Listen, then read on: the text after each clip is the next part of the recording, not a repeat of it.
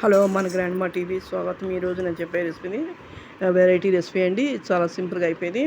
దీనికి 1.5 కప్పులు అటుకులు తీసుకున్నాం. మందపడమైనా పలచడమైనా తీసుకోవచ్చండి. వాటిని 1-2 సార్లు శుభ్రంగా కడిగి నీళ్ళు లేకుండా ఉంచుకోవాలి. దాంట్లోనే ఒక అరకప్పు మనం ఏ కప్పుతో అయితే తీసుకున్నాం అటుకులు అదే అరకప్పు, 1.5 కప్పులు అటుకులు అయితే అరకప్పు గోధుమ పిండి అండి. అలాగే దాంట్లోనే 3-4 స్పూన్లు పెరుగు, ఒక రుచి సరిపడా ఉప్పు, అలాగే కొద్దిగా వంట సోడా అండి, చిటికెడు చాలు. దీంట్లోనే మనం పచ్చిమిరకాయ కారాన్ని సరిపడా, అంటే నేను 3 వేసాను, మీకు కావాలంటే చూసుకుని వేసుకోండి. అలాగే 2 ఉల్లిపాయలు, కొద్దిగా 1 స్పూన్ జీలకర్ర, కొత్తిమీర, కరివేపాకు ఇవన్నీ కూడా శుభ్రం కడిగి కట్ చేసుకుని రెడీగా ఉంచుకోవాలి. ఈలోపు ఈ పిండి నానుతుందండి. ఈ నానిన తర్వాత ఇవన్నీ కూడా వాటిలో వేసేసుకుని కలుపుకొని డీప్ ఫ్రై సరిపడా ఆయిల్ పెట్టుకుని వేసుకోండి. ఇది చాలా సింపుల్గా ఈజీగా అయిపోయే రెసిపీ అండి. ఈ నూనె కూడా ఎక్కువ పట్టదండి. దీన్ని లో టు మీడియం ఫ్లేమ్లో పెట్టుకుని వేయించుకుంటే చాలా బాగుంటాయి. ఇవి నూనె కూడా ఎక్కువ పెంచండి.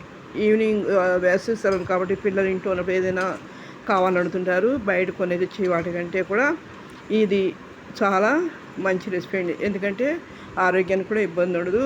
గోధుమ పిండి అటుకుతాయి కాబట్టి హెల్తీ రెసిపీ. పిల్లల నుంచి పెద్దవాళ్ళ వరకు కూడా లైక్ చేస్తారు. పైకి క్రిస్పీగా లోపల స్మూత్గా చాలా బాగుంటాయండి. మళ్ళీ చేయమని అడుగుతారు. వారంలో 2-3 సార్లు కూడా చేయమని అడుగుతారు. అంత బాగుంటాయండి. మీరు కూడా ఒకసారి ట్రై చేయండి, లైక్ చేయండి. వ్యూస్ చూస్తున్నారు కానీ సబ్స్క్రైబ్ చేయడం మర్చిపోతున్నారు. తప్పకుండా సబ్స్క్రైబ్ చేయండి. మీకు పెద్దవాళ్ళకి కనుక సబ్స్క్రైబ్ చేయడం అయితే పిల్లల్ని అడిగి సబ్స్క్రైబ్ చేయడం వల్ల ఇంకా మరిన్ని వీడియోస్ చూడడానికి, నోటిఫికేషన్లో మరిన్ని వీడియోస్ చూడడానికి మీకు అవకాశం ఉంటుంది. మీరు చూసి ట్రై చేసి మీ ఫ్యామిలీ ఫ్రెండ్స్కి, మీ రిలేటివ్స్ కూడా షేర్ చేసి వాళ్ళని కూడా కామెంట్ చేయమని చెప్పండి. వాళ్ళని కూడా వీడియోస్ చూడమని చెప్పండి. చూసారు కదా, ఇలాగ అయిపోయిన తర్వాత సర్వింగ్ ప్లేట్ అనేది సర్వ్ చేసుకోండి. చాలా సింపుల్గా ఈజీగా అయిపోయే రెసిపీ అండి.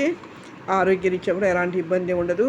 నేను కొత్తగా మాగాయ పెట్టాను, పెరుగు మాగాయ కలిపాను చట్నీగా. చట్నీ లేకుండా అయినా తినచ్చు. చిన్నపిల్లల నుంచి పెద్దవాళ్ళ వరకు లైక్ చేస్తాను. చాలా బాగుంటాయి. మీరు కూడా ఒకసారి ట్రై చేయండి, లైక్ చేయండి, షేర్ చేయండి, సబ్స్క్రైబ్ చేయండి.